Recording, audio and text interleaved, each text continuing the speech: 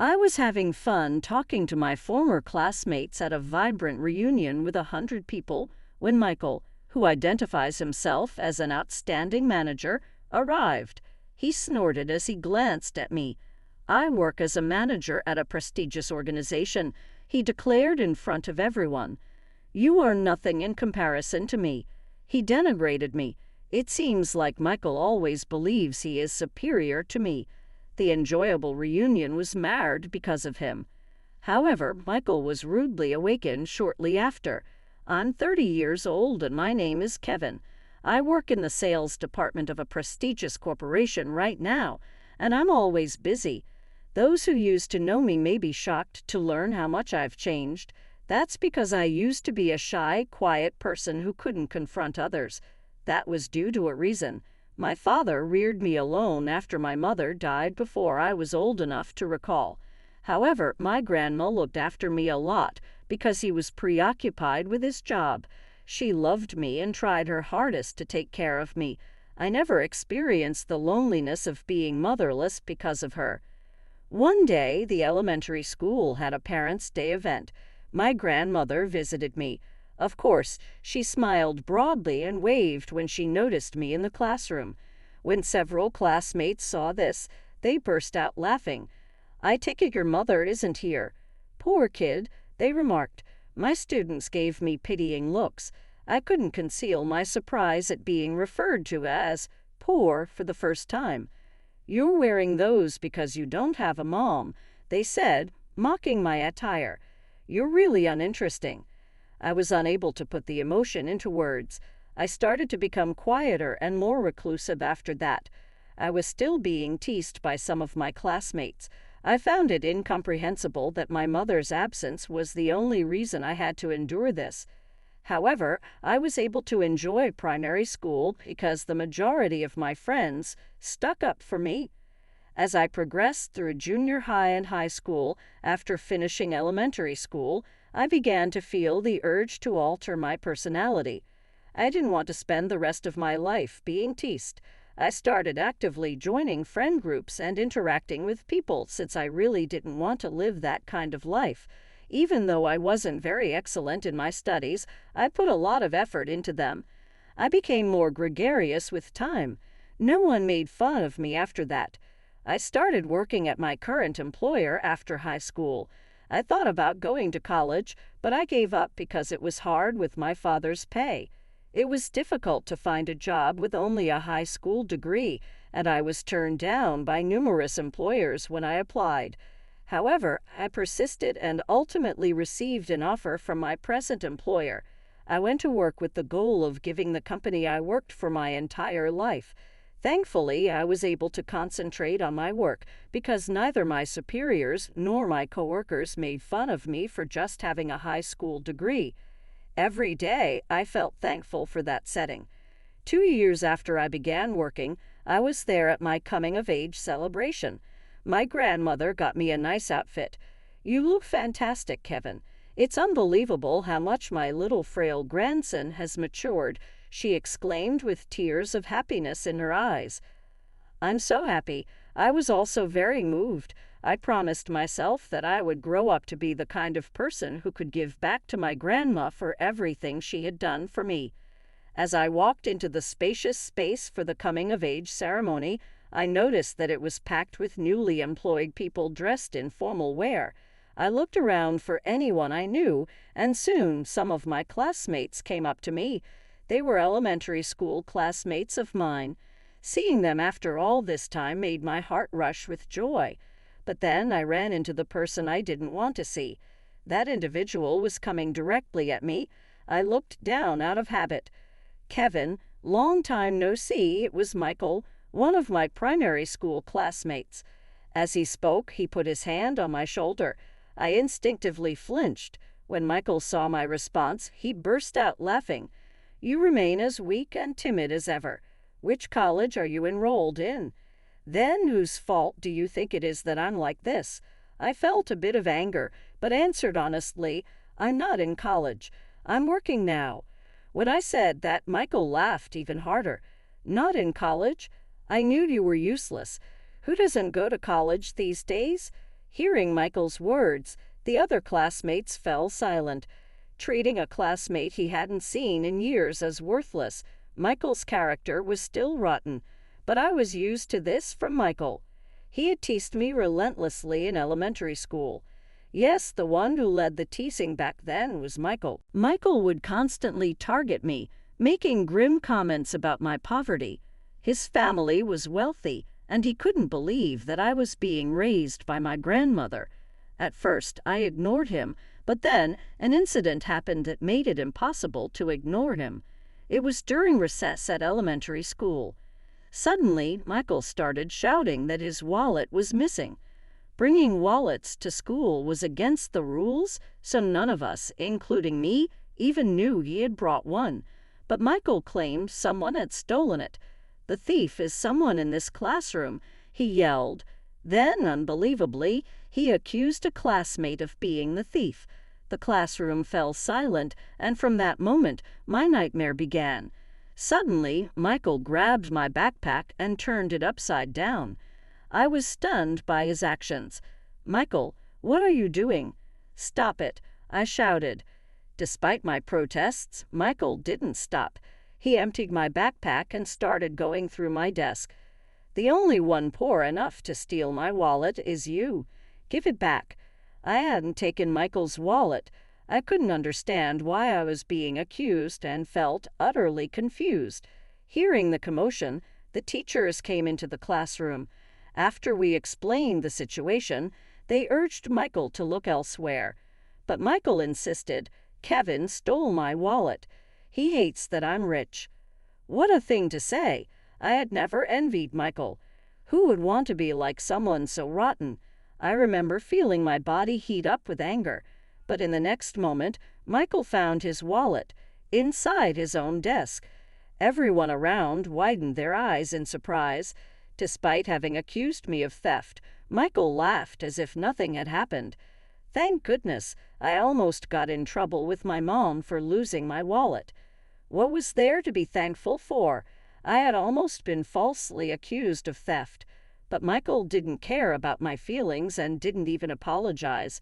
Seeing this, the teacher asked him to apologize to me. Michael, however, uttered something shocking. "Kevin is poor. That's why he was suspected. It's not my fault. It's Kevin's fault for being poor and motherless." I couldn't believe my ears. Why did I have to hear such things from Michael? I decided to avoid him as much as possible from then on. At that moment, I made a vow to myself. However, since we were in the same class, Michael continued to bother me each time. It was a miserable experience. After graduating from elementary school, I thought I was finally free from Michael. But running into him again at the coming-of-age ceremony was truly unfortunate. As I remained silent, my classmates tried to help me out. "Working instead of going to college is impressive," they said. Hearing this, Michael snorted. "What's so impressive about that? You probably just didn't want to study. Unlike you, I'm studying business at a top university. Shows how much smarter I am than you." I wanted to get away from Michael as quickly as possible, so I decided to just listen to him without reacting. "A top university. That's impressive, Michael," I said, but deep down, I didn't mean it at all. My classmates seemed to understand my true feelings and started to ignore Michael's boasting as well. Satisfied with his bragging, Michael finally walked away. I thought I would never see him again. I felt relieved from the bottom of my heart, but fate was cruel. 10 years later, I turned 30. To celebrate my grandmother's 80th birthday, I took her to a high-end seafood restaurant. The restaurant was a hidden gem in an alleyway, known only to a few. Knowing my grandmother loved seafood, I was sure she'd enjoy it. With excitement, I walked in with my grandmother. The restaurant was cozy, with only counter seating, run by a single owner chef. My grandmother was impressed by the place. "Is it okay to dine at such an expensive place?" my grandmother asked worriedly. The owner chef smiled at her words. "Today's your special day, madam. Don't worry and enjoy anything you like." My grandmother happily started ordering. Every dish the chef prepared was delicious, and our conversation flourished. Seeing her so happy, I thought about bringing her here again. As I was thinking this, the restaurant door suddenly swung open, and a loud voice came from behind me. "Fancy meeting you here. It must be fate, huh?" I turned around, recognizing the unpleasant voice, to see Michael grinning with a woman by his side. My heart sank. Running into him again, especially during this celebration, was truly unfortunate. I decided to leave before my mood was completely ruined. Just as I was helping my grandmother up from her seat after finishing our meal, it happened. Michael started talking about himself again. "This is my fiancée. We're getting married soon. You might recognize her," he said, introducing the woman standing next to him. She looked somewhat familiar, but I couldn't place her. Then Michael continued proudly, "It's Alyssa, the cutest girl in our elementary school class. Don't you remember? Maybe you didn't care because you were such a gloomy guy." Alyssa. Oh, that's right. I vaguely remembered her, but it didn't matter to me at all. "Congratulations," I said, trying to leave the restaurant. But Michael wouldn't stop talking. "If you want, I can introduce you to someone good too, though they'd probably hate a dull guy like you." I couldn't believe he was belittling me in front of my grandmother. I was shocked that Michael's character hadn't changed at all in 10 years. My grandmother's face turned worried in an instant. I could see the owner chef watching us anxiously from behind the counter. I started shaking with anger. Without responding, I hurried out of the restaurant with my grandmother. I didn't need Michael to introduce me to any women. I was seething with rage. Once outside, my grandmother looked at me with concern. "Did something happen between you two?" "He was being very rude," she said. To ease her worries, I lightly explained. "Michael teased me in elementary school. He's always been like that. He's not worth worrying about. I'm better than him now." Hearing this, my grandmother looked relieved and began to smile. "Kevin, you've become so strong. You used to come crying to me over the smallest things.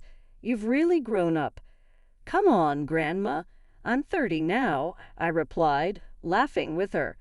Despite Michael's unwelcome appearance, the birthday celebration turned out to be very enjoyable. But I couldn't shake the feeling of unease.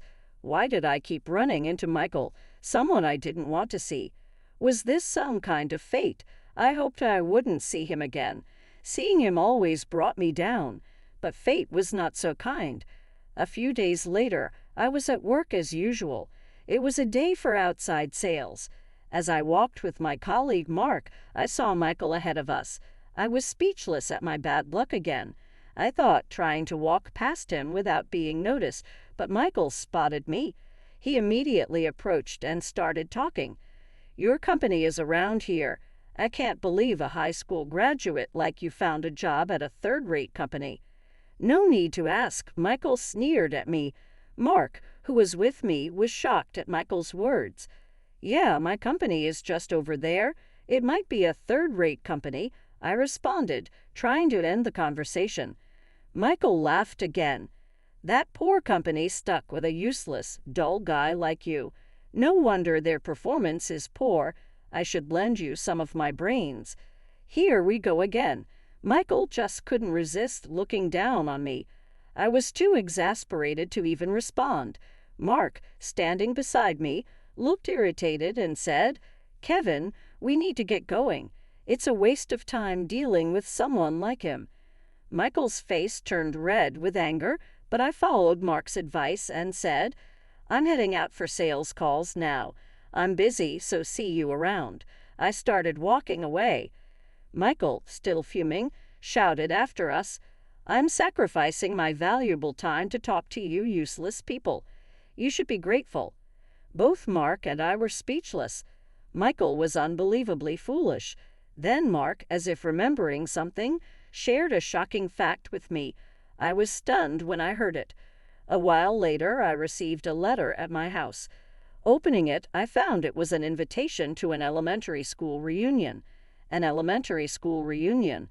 Michael would probably attend. If he did, he'd definitely look down on me again.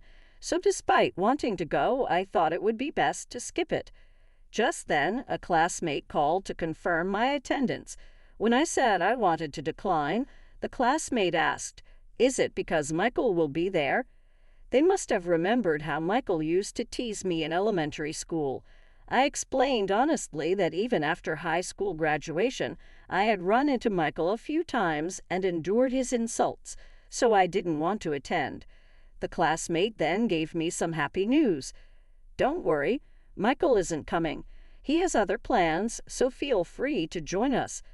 "Really?" I asked. If Michael wasn't coming to the reunion, I had no reason not to go. So I decided to attend. Without Michael, it seemed like it would be a fun event, and I felt excited. On the day of the reunion, I dressed in the outfit I had prepared for the occasion and headed confidently to the venue. The reunion was held in a large restaurant in town, a grand event. It had been 18 years since elementary school graduation, but this was the first reunion. I was excited to see what everyone was up to and catch up with them. Entering the venue, I saw my classmates already gathered, enjoying conversation with wine glasses in hand. I quickly grabbed a drink and joined the group, enjoying the lively chats. Some classmates were married with children, sharing photos and stories. Then a commotion arose near the entrance. I felt a sense of foreboding as my classmates, and I turned our attention to the entrance. I was frozen with fear. There stood Michael, with Alyssa by his side. Wasn't he supposed to be absent? I stood in shock, unable to move. A classmate hurried over to me. "This morning, Michael called to say he was coming after all. I'm sorry for the late notice." The classmate looked apologetic, but since I was already there, I decided to stay. I just tried to quietly leave the venue. Unfortunately, Michael spotted me. As soon as he saw me, he walked over with a smug grin. "Leaving already? I'm here too. Let's chat more," he said. Other classmates were watching me. Although I wanted to leave immediately, I didn't want to ruin the atmosphere. Reluctantly, I decided to stay a bit longer. One of the classmates spoke to Michael in surprise. "I'm shocked. I never expected you to be dating Alyssa." Michael wore a smug expression. "Back in those days, I didn't pay much attention to girls," he said, but apparently Alyssa was famous among the boys for being cute. Alyssa blushed. "We met through a mutual friend," Michael continued. "I heard there was someone who graduated from a prestigious university and worked at a top company, and it turned out to be me. We started dating and quickly decided to get married. Even I'm surprised at how fast it all happened." Everyone looked at Michael with envy. He basked in their admiration. Proudly, he said, "We're getting married soon. I'd love it if you all could come to the wedding." Some people applauded and congratulated him. "I envy that you are in the happiest time of your life," one classmate said. "Graduating from a prestigious university really makes a difference." Michael, being Michael, responded, "Well, I'm nothing like Kevin over there. If you end up like him, your life is over." I couldn't believe he would say something like that at a reunion. I was too shocked to speak. While I was struggling to contain my anger, Michael dropped a bombshell. "I'm a manager at a top company, unlike you, who will be stuck working at a third-rate company for the rest of your life." He said this in front of 100 classmates, looking down on me. I had reached my limit. Then a classmate exclaimed in amazement, "Aren't you working at that top company, Oakwood Corporation? Being a manager there is impressive." I was stunned. That couldn't be true. What was he talking about? I calmly asked, "Michael, which department at Oakwood Corporation are you a manager of?" Everyone turned their attention to Michael. He started to panic. "What does it matter to you?" "Why should I tell you?" he snapped. A classmate nudged Michael, laughing. "Come on, don't be shy. It's not like it costs you anything to tell us," a classmate joked, making Michael even more flustered. Encouraged by the classmates, Michael reluctantly muttered in a small voice, The sales department." Cheers erupted from the classmates. a sales manager at Oakwood Corporation. That's incredible, one classmate exclaimed. The sales department there is known for being highly competitive. Way to go, Michael. Michael looked proud again, but everything he said was a lie. I couldn't let him continue to deceive everyone. It was time to reveal the truth about Michael. Oh, really? I said, smirking. Who approved the new manager? Huh. Michael looked confused. Everyone turned to me, puzzled. Michael, when did you become the sales manager at Oakwood Corporation? I asked. Michael glared at me. About 6 months ago. Why do you care? Even if you're jealous, you'll never work at Oakwood Corporation. Our classmates were holding their breath, watching the exchange. I couldn't help but laugh. What's so funny? Michael demanded. Because, Michael, you becoming the sales manager at Oakwood Corporation is impossible, I said, my voice steady. And you saying I could never work there is quite ironic. The room fell silent. Then I revealed the truth. I'm the sales manager at Oakwood Corporation. My classmates stared at me with wide eyes, clearly in disbelief. No one seemed to believe what they were hearing. Michael seemed too shocked to speak. There's no way you're just a high school graduate. High school grads can't work at Oakwood Corporation. You must be at some third-rate company. I showed Michael my business card, which I happened to have with me. It clearly stated that I was the sales manager at Oakwood Corporation. The classmates began passing my card around, and the room buzzed with excitement. Michael's face turned pale, and he started to tremble. Kevin, a sales manager at Oakwood Corporation. He stammered, completely bewildered. But Oakwood doesn't hire high school graduates now, but they did when I joined. I started in the sales department right out of high school. Michael looked even more shaken, almost collapsing. Yes, I actually work at Oakwood Corporation, I said, my voice firm. Currently, I serve as the sales manager. The path to becoming a manager wasn't easy. As a high school graduate, I had to work harder than my college-educated colleagues. I spent countless hours working, sometimes even sleeping at the office. Through perseverance, I achieved top sales results in the department. This made me well known within the sales team, and this spring, my efforts were recognized. I became the youngest manager in the company's history. I could hardly believe it myself when I got the promotion. It felt like a dream. Now, as a manager, I strive to make the sales department even better every day. That's why I knew it was impossible for Michael to be the sales manager at Oakwood Corporation. Moreover, Michael wasn't an employee of my company. Michael, what's going on? I asked. Alyssa, who had been quietly listening, raised her voice in shock. Other classmates were also puzzled. Does this mean Michael has been lying to us? The room erupted in murmurs. Michael stayed silent, not knowing what to say. Since he wouldn't admit it, I decided to reveal the truth. Why lie, Michael? I asked. You work in the sales department at Johnson Industries, a subsidiary of Oakwood Corporation, don't you? Michael looked at me in disbelief. Alyssa was stunned. How do you know that? Michael stammered. Trembling, a loud voice emerged from the crowd. I told him, Mark said, with a sharp gaze, staring at Michael. Michael seemed to recognize him instantly and was taken aback. You're Mark, from university. We were also in elementary school together, right? And you were with Kevin earlier. Are you also an employee at Oakwood Corporation? Yes, I am, Mark replied. You teased me endlessly back in elementary school. Remember when I found out we were going to the same university? I was really upset, but you seem to have forgotten all about me. Now I'm working in the sales department at Oakwood Corporation. The classmates were in an uproar. Mark was actually my colleague. After graduating from F University, he joined Oakwood Corporation and became my subordinate. Mark also grew up in a household without a mother, just like me. Because of this, Michael had bullied Mark in the same way he had bullied me. Mark hated Michael and had tried to avoid any interaction with him from that point on.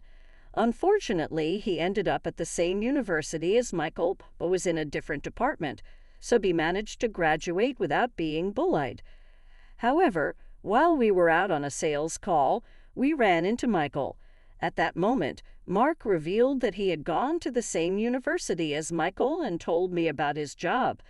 "Wait a minute," I said. "Mark graduated from F University, right? So Michael also went to F University, but didn't Michael say he graduated from T University?" Michael started to get flustered again. Alyssa looked like she was about to cry, tears welling up in her eyes. Michael had lied to us about graduating from a prestigious university and also about working at a top company. How much did he need to boost his ego? Unbelievable. Where I graduated from and where I work is none of your business. Stop meddling, Michael finally snapped, yelling in frustration. The class around us was stunned into silence. "Don't boast about lies. Think about how Alyssa feels," Mark shouted back, glaring at Michael. But Michael, stubborn as ever, didn't back down. "Alyssa loves me. It doesn't matter whether I went to school or where I work. We connected by true love," he said with unwarranted confidence. How could he say that after all the lies? Alyssa stood there, shocked, tears welling up in her eyes. Finally, she spoke, her voice trembling with anger. "You lied to my parents, too. We've even had a formal engagement. How are you going to take responsibility? I hate liars.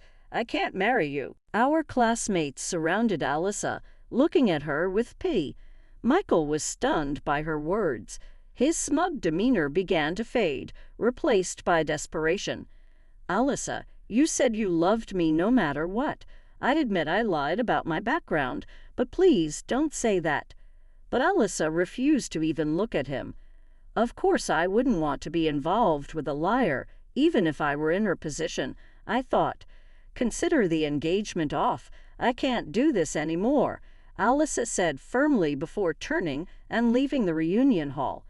Michael desperately ran after her, calling her name, leaving the venue as well. The hall fell into a stunned silence. "I can't believe Michael was lying about all of this," someone whispered. "At least the truth came out now," another said. "Alyssa would have been miserable otherwise." With Michael and Alyssa gone, we were free to reminisce and enjoy the rest of the reunion. A few days later, I arrived at the office as usual. To my surprise, I saw Mr. Johnson, the president of Johnson Industries, standing with Michael in the lobby. I figured it was about the recent event. As I approached them, Mr. Johnson noticed me and immediately began to apologize. "I am deeply sorry for the trouble Michael has caused. We had no idea he was using your name to boast about a false position at Oakwood Corporation," Mr. Johnson said, his voice filled with sincerity. "We truly had no idea he was lying about being the sales manager." Michael apologized properly. Mr. Johnson turned to Michael, who sulked and didn't move. Yes, Michael had been boasting in various places that he was the sales manager at Oakwood Corporation. I explained. Mark had discovered this and reported it to Johnson Industries. Michael scoffed, trying to downplay the situation. "I was just joking around. Kevin and I are friends, so it's no big deal," he said, showing no sign of remorse. I had reached my limit. "Michael and I are not friends," I said coldly. Since he shows no remorse, I expect appropriate action to be taken. Michael's face turned pale, and Mr. Johnson began to panic. "Of course, we will consider Michael's position when we return to the company. Come on, Michael, let's go." Suddenly, Michael stood up and clung to me. "Kevin, I apologize for everything. Please, I'm begging you." I ignored him and walked away. It was too late for him to apologize now. He needed to deal with the consequences of his actions. That later, I heard through the grapevine that Michael and Alice's wedding had been called off. Additionally, Mr. Johnson fired Michael from the company. Michael is now desperately hunting for a job, but in our small town, his reputation has quickly spread. No company is willing to hire him. It seems it will be very difficult for Michael to find a new job anytime soon. But this is the natural consequence of involving so many people in his lies. Whatever happens to Michael from now on is none of my concern.